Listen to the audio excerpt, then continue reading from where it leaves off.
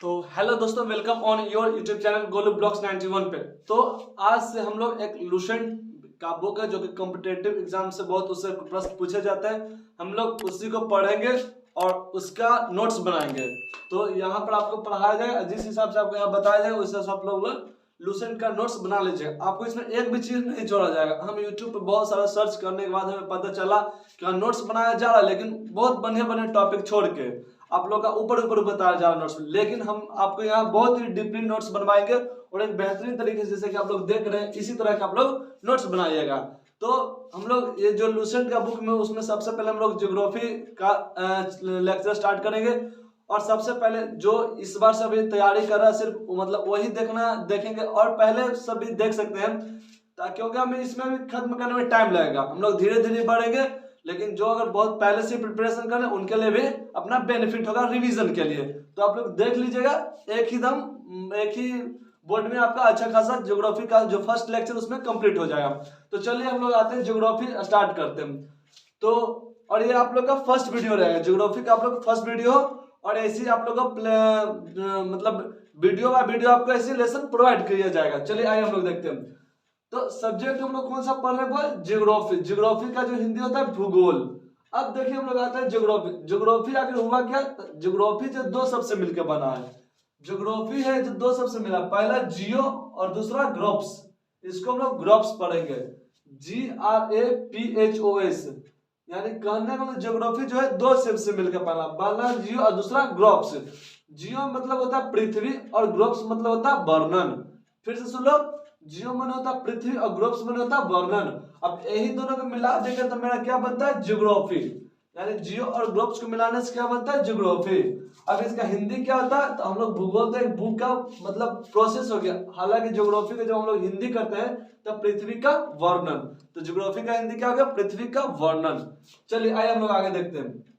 तो जो देखिए अब यहां से निकाला गया। तो देखिए ज्योग्राफी शब्द का जो प्रयोग है सबसे पहले एराटोस्थेनिस नामक वैज्ञानिक ने किया था। किसने किया था? एराटोस्थेनिस नामक वैज्ञानिक ने, जिनका जन्म 276 से 194 के बीच में हुआ था। कहने का मतलब उनका जो जन्म हुआ था 276 में, मृत्यु कब हुआ? 194 में। तो कहेगा भैया यहाँ उल्टा जा रहा है, तो आप लोग यहाँ ध्यान दे दीजिए, बीसी है। बीसी में कोई भी चीज मतलब नीचे की ओर जाता है, और हम लोग अभी एडी में जी रहे हैं। तो चलिए, तो एराटोस्थेनिस का जन्म कब हुआ? 276 से 194 में। तो हम लोग याद करेंगे। देखिए आपको यहाँ कुछ ट्रिक्स और टिप्स से याद किया जाएगा, लेकिन हिस्ट्री और ज्योग्राफी यानी करने का मतलब है आर्ट्स वाला पोर्शन, इसमें आप सभी को ट्रिक्स याद नहीं कर सकते। आपको कुछ कुछ याद करना पड़ेगा। जैसे आपको डेट तो कंफर्म है, आपको याद ही करना पड़ेगा। तो याद करते हैं 276 और 194 बीसी, 276 और 194 बीसी। और ये कहाँ के विद्वान थे? तो ये एक ग्रीक विद्वान थे। कहाँ के विद्वान थे? ग्रीक विद्वान थे। तो चलिए, और अब हम लोग आगे बढ़ते थे। इनका ज्योग्राफी का जो जनक है, ये शब्द का प्रयोग किए एराटोस्थेनिस, लेकिन जो इनका जनक होता है यानी ज्योग्राफी का, उनको हिकेटियस के नाम से जानते हैं। कौन सा वैज्ञानिक है? हिकेटियस। हिकेटियस का ही एक बुक है बाबू, हिकेटियस का ही एक बुक है।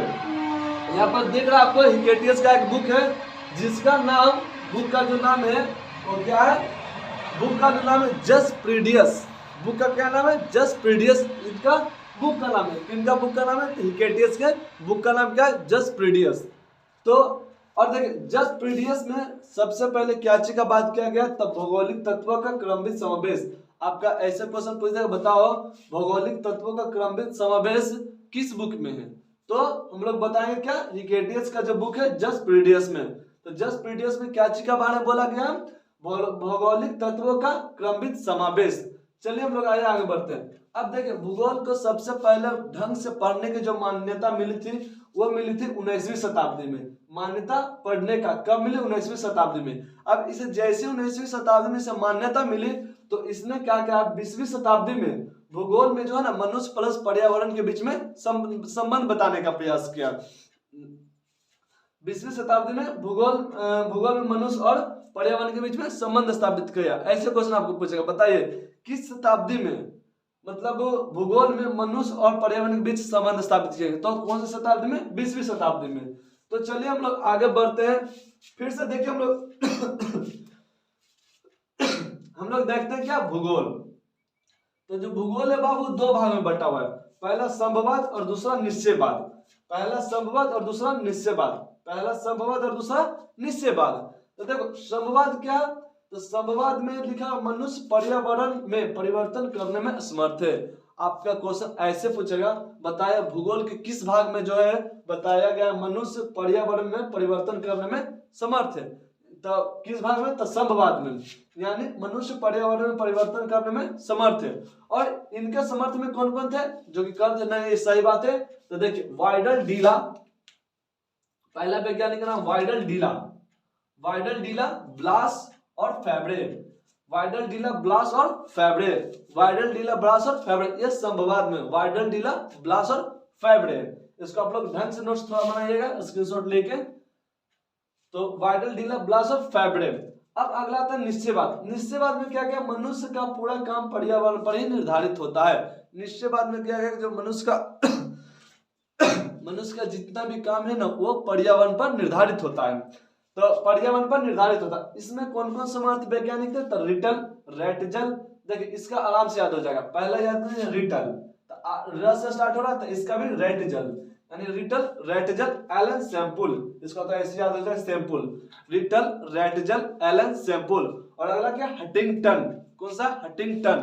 तो रिटल, रेटजल, एलन सैंपल और हंटिंगटन, आप लोग बढ़िया से याद कीजिए, याद हो जाएगा। तो ये दो भाग में बट गया था।